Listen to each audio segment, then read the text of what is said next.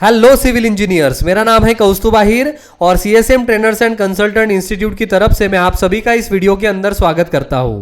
तो दोस्तों, जैसे कि आप लोगों को पता है कि underground water tank estimation course का ये हमारा दूसरा सेशन है और इस सेशन के अंदर डायरेक्टली अभी हम लोग इस अंडरग्राउंड वाटर टैंक का एस्टिमेट प्रिपेयर करना स्टार्ट करने वाले हैं। तो चलिए वीडियो को स्टार्ट करते हैं।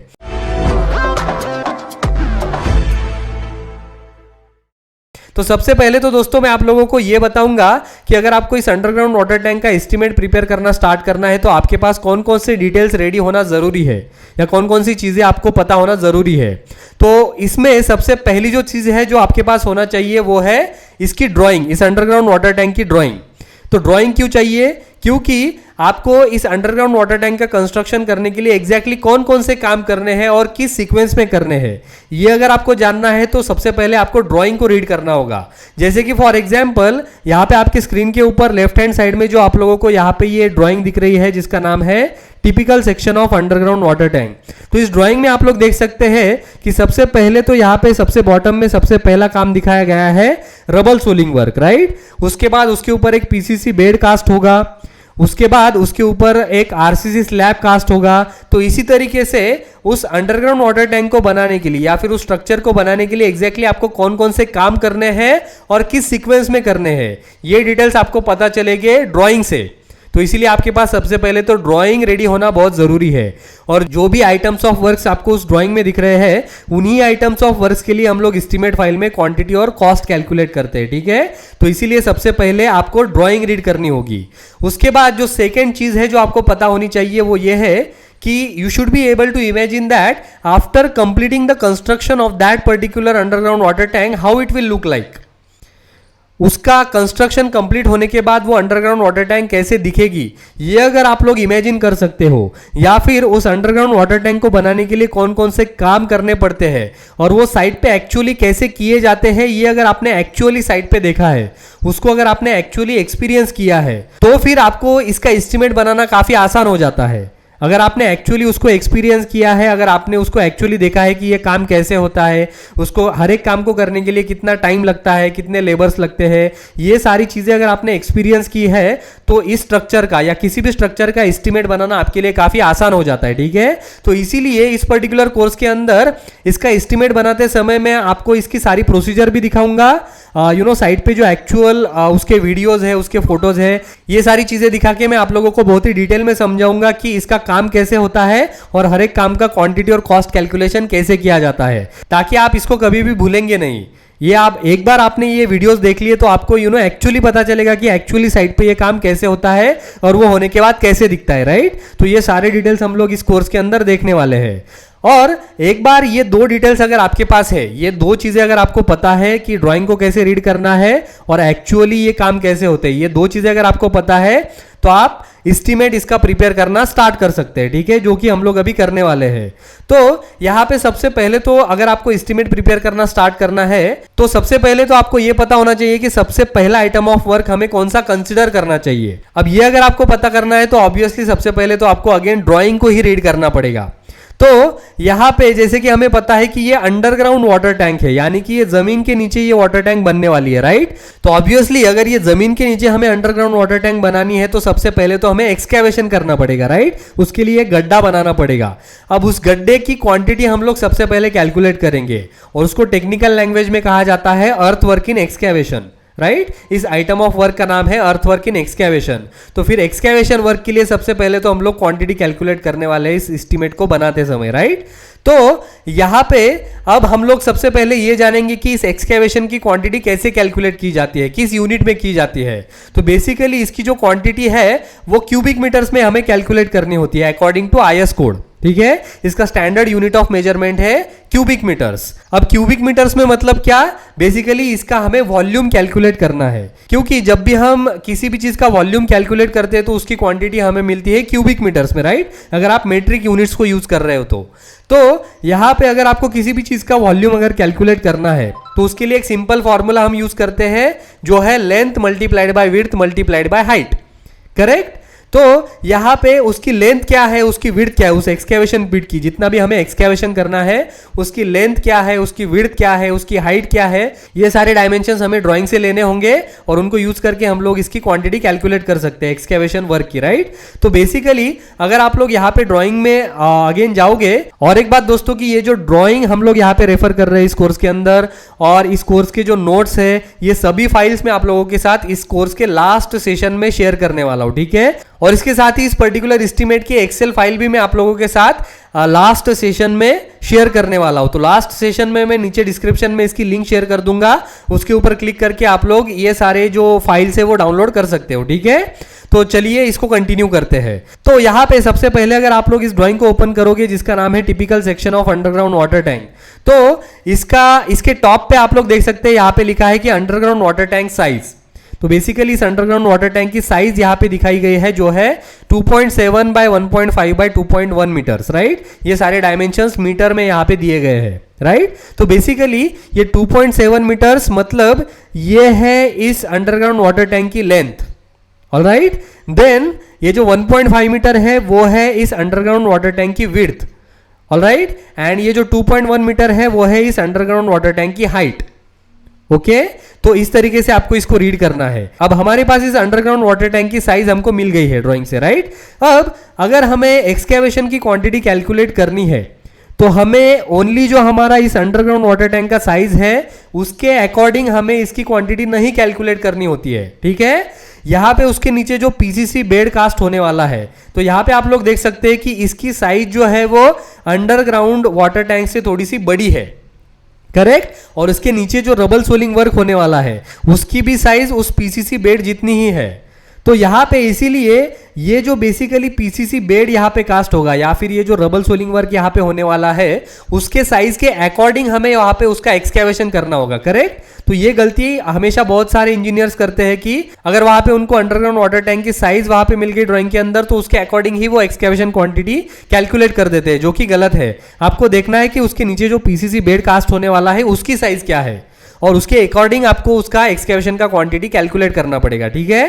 तो बेसिकली यहाँ पे आप लोग देख सकते हैं कि इस अंडरग्राउंड वाटर टैंक से इसकी पीसीसी बेड की साइज थोड़ी सी ज्यादा है, राइट। तो वो कितनी ज्यादा है वो तो यहाँ पे दिखाई नहीं गई है। तो हम लोग यहाँ पे ये कंसिडर करेंगे कि इस अंडरग्राउंड वाटर टैंक की जो साइड्स है उससे ये 150 mm पीसीसी बेड बाहर निकल रहा है, ठीक है। तो बेसिकली इस अंडरग्राउंड वाटर टैंक के सारे जो साइड्स है उससे ये 150 mm उसकी ज्यादा लेंथ है, ठीक है, इस पीसीसी बेड की जो इसके नीचे कास्ट होने वाला है। तो ऑब्वियसली अभी क्या होगा कि इस साइड से 150 mm और इसके दूसरे साइड से भी 150 mm, राइट। तो 150 प्लस 150, तो ये जो टोटल 300 mm लेंथ है वो इस पर्टिकुलर लेंथ में ऐड हो जाएगी। तो जैसे कि फॉर एग्जांपल इस अंडरग्राउंड वाटर टैंक का जो लेंथ है वो हमको यहाँ पे मिल रहा है 2.7 मीटर्स। अब इस 2.7 मीटर्स में हमें ये 300 mm लेंथ ऐड करनी होगी, करेक्ट। तो ये 300 mm अगर आप इसमें ऐड करोगे तो ये वैल्यू बन जाएगी 3 मीटर्स। तो इस एक्सकेवेशन पिट की हमें लेंथ मिलेगी 3 मीटर्स, राइट, क्योंकि ये पीसीसी बेड की लेंथ हमको मिल रही है 3 मीटर्स। तो सेम साइज होगी एक्सकेवेशन की भी, सेम लेंथ होगी एक्सकेवेशन की भी।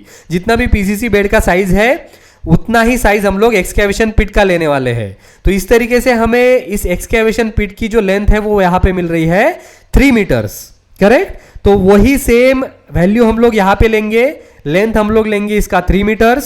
सिमिलरली जो विड्थ है, जो यहाँ पे अंडरग्राउंड वाटर टैंक की जो विड्थ है वो दी गई है 1.5 मीटर्स। अब इसमें भी हमें 300 mm ऐड करना होगा, राइट, यानी कि 0.3 मीटर्स को ऐड करना होगा।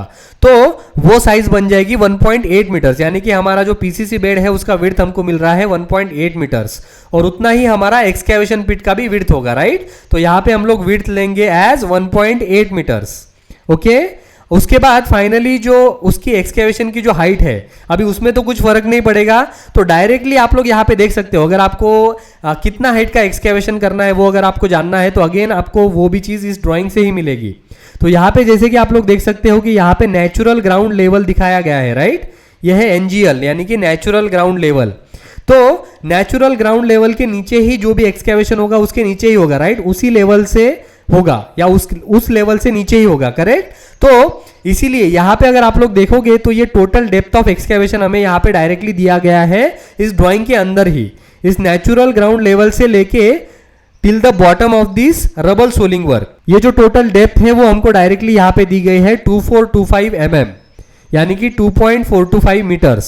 तो सेम हाइट हम यहाँ पे कंसिडर करेंगे हाइट एज 2.425 मीटर्स, राइट। अब एक बार हमें ये 3 डिटेल्स मिल गई, इसकी लेंथ, एक्सकेवेशन की लेंथ, उसकी विड्थ और इसकी हाइट। ये 3 डिटेल्स मिलने के बाद अभी हम लोग डायरेक्टली इसकी क्वांटिटी कैलकुलेट कर सकते हैं, राइट। तो इसकी क्वांटिटी अभी हम लोग कैसे कैलकुलेट करेंगे, हमने ऑलरेडी डिस्कस किया था कि इसका वॉल्यूम हमें निकालना है। तो उसके लिए हमें ये फॉर्मूला यूज करना पड़ेगा, जो है length multiplied by width multiplied by height. अब यहाँ पे 1 by 1 हर एक डायमेंशन हम लोग यहाँ पे पुटअप करेंगे इस फॉर्मूला के अंदर। तो जैसे कि लेंथ हमको मिली है 3 मीटर्स, तो वो वैल्यू हमने यहाँ पे ली है। सिमिलरली विड्थ हमें मिली है 1.8 मीटर्स, तो वो विड्थ हमने यहाँ पे ली है।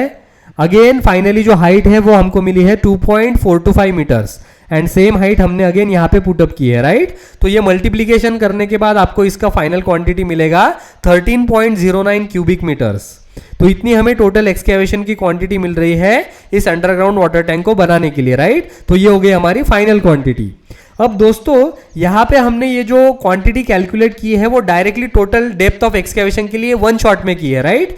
बट जब मास एक्सकेवेशन वर्क होता है, जब बहुत बड़े साइज में एक्सकेवेशन वर्क होता है और बहुत डीप हाइट के लिए होता है, तब उस केस में हमें हर 5 फीट हाइट के लिए सेपरेटली इसकी एक्सकेवेशन की क्वांटिटी कैलकुलेट करनी होती है, ओके। ऐसे हम डायरेक्टली 1 शॉट इस एक्सकेवेशन की क्वांटिटी मास एक्सकेवेशन के केस में कभी भी कैलकुलेट नहीं करते हैं। अब वो डेप्थ वाइज हर एक 5 फीट के लिए, या फिर फॉर एग्जांपल पहले 1.5 मीटर के लिए हम लोग अलग से क्वांटिटी कैलकुलेट करते हैं, पहले 1.5 मीटर डेप्थ के लिए। उसके बाद जो नेक्स्ट 1.5 मीटर डेप्थ होता है, यानी कि 1.5 मीटर टू 3 मीटर डेप्थ के लिए हम लोग अलग से एक्सकेवेशन की क्वांटिटी कैलकुलेट करते हैं।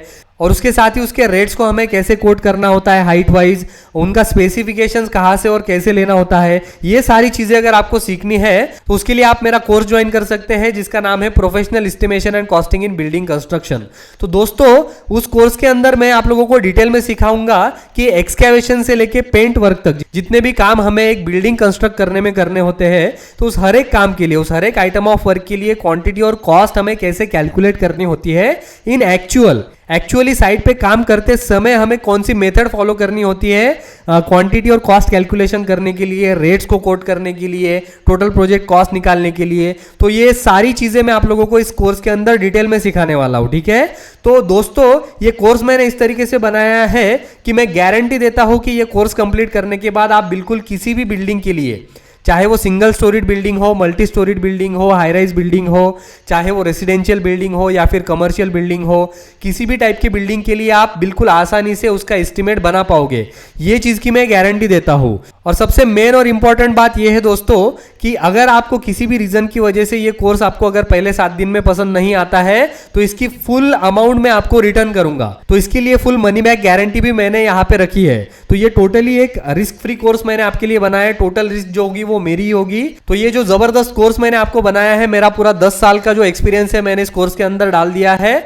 तो इस तरीके का कोर्स अगर आपको ज्वाइन करना है, अगर आपको इस स्किल में मास्टरी हासिल करनी है, तो जरूर आप मेरा कोर्स ज्वाइन कीजिए। इसकी लिंक मैं नीचे डिस्क्रिप्शन बॉक्स में शेयर कर रहा हूं, उसके ऊपर क्लिक कीजिए। वहां पे आपको सारे कोर्स के डिटेल्स देखने को मिल जाएंगे और वहीं पे आप लोग इसका रजिस्ट्रेशन भी कर सकते हो।